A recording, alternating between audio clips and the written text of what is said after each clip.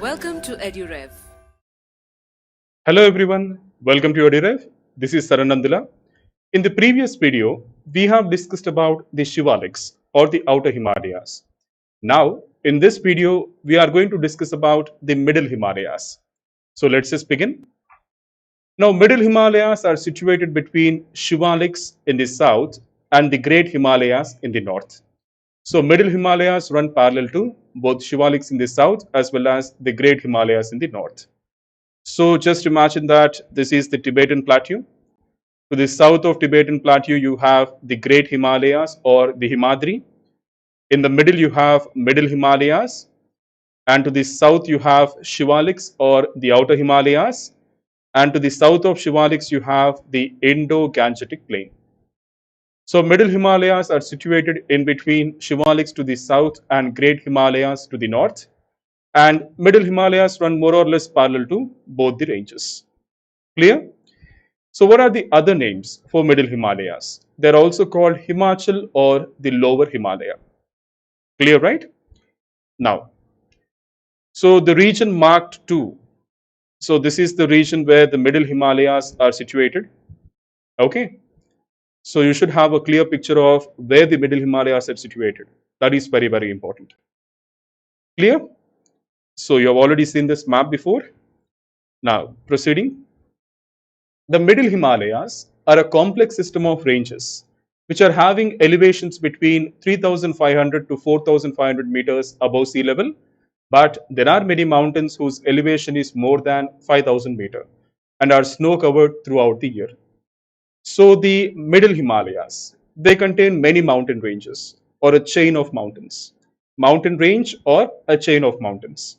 So the entire Middle Himalayan region is a complex system of many mountain ranges, and the average elevation of these mountain ranges varies between 3,500 meters to 4,500 meters. But within the Middle Himalayas, there are many mountains whose elevation is more than 5,000 meters and which are covered by snow throughout the year. Clear? Now, this concept is very, very, very important. So it has been asked many times in the exam previously.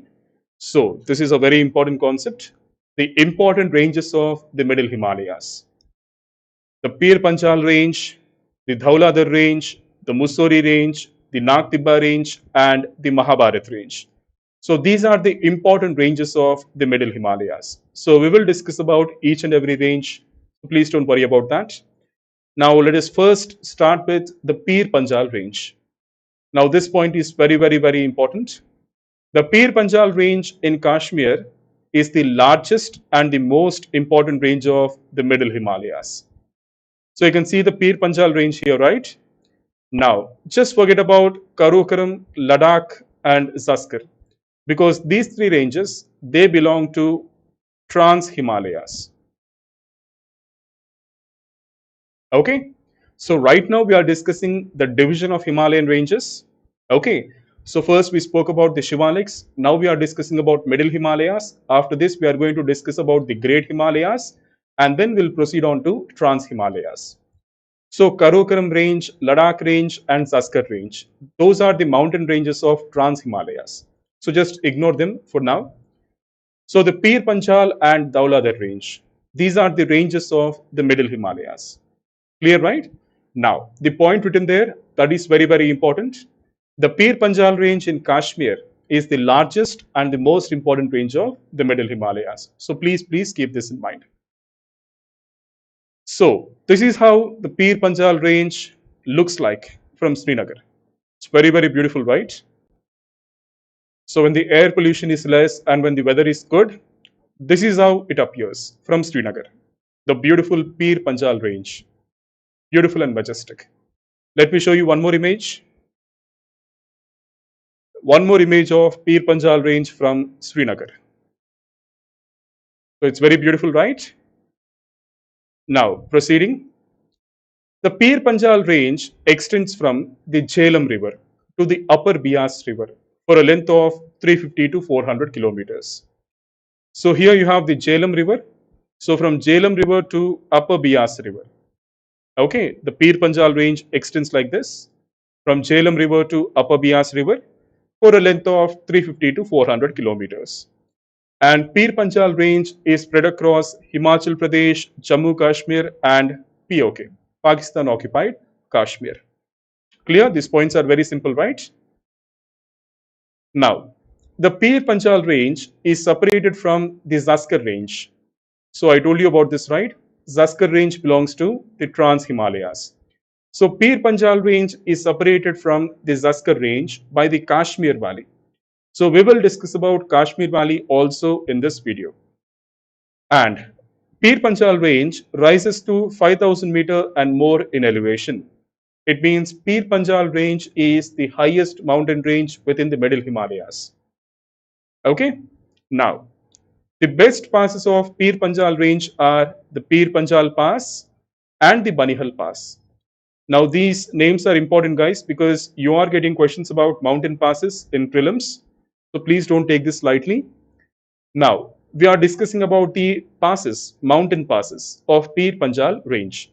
First of all, let us try to understand what a mountain pass is. A mountain pass is a navigable route through a mountain range. So just imagine there is a mountain range like this.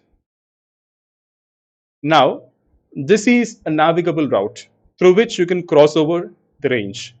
So such paths through a mountain range are nothing but mountain passes. Clear, right? Now, the best passes of Pir Panjal range are the Pir Panjal Pass, which is situated at an elevation of 3,812 meters, and then you have the Banihal Pass at an elevation of 2,835 meters. So please remember these names, these are very important. Now the Banihal Pass is used by a very important road, that is the Jammu Srinagar highway. Okay, and also the Jammu Baramulla railway. So these are using the Banihal Pass. Now this is an image of Banihal railway station. So it is very beautiful, right? It is surrounded by snow-capped mountains. So this is the image of Banihal railway station, and it is using the Banihal Pass through the Pir Panjal range. So the mountains you can find here, these are all the mountains of the Pir Panjal range. Clear? Now, let us discuss about the Kashmir Valley. Between the Pir Panjal range and the Zaskar range is the famous Kashmir Valley. Now, scientists say that Kashmir Valley is a basin. Now, what do you mean by basin? Basin is nothing but a depression in the land. Okay, so we will understand more about basins and how basins form in geomorphology. But as of now, please keep in mind that the Kashmir Valley is a basin, and basin is nothing but a depression in the land. And it was a lake in Pleistocene age. When I say Pleistocene age, it lasted from 2.6 million years ago to 11,700 years ago. So Pleistocene age is one of the time periods in geological time scale. So it lasted from 2.6 million years ago to 11,700 years ago. So the time span is Pleistocene age. And the word MYA, it means million years ago. Okay.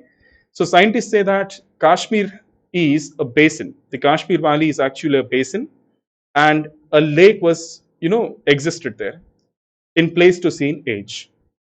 And the basin was filled with sediments by the Himalayan rivers, and it was uplifted to form the present day Kashmir Valley. So this Kashmir basin was filled by sediments which the Himalayan rivers were carrying. So eventually the land got uplifted, and that is how the present day Kashmir Valley has formed. So these are the important points about Kashmir, and we have discussed all the important and relevant points. Clear? So I hope you understood this video. In this video, we have discussed about the Pir Panjal range of Middle Himalayas. In the next video, we are going to discuss about the other important ranges of Middle Himalayas. So I hope you understood and enjoyed this video. Thank you so much for watching. Keep learning and all the best.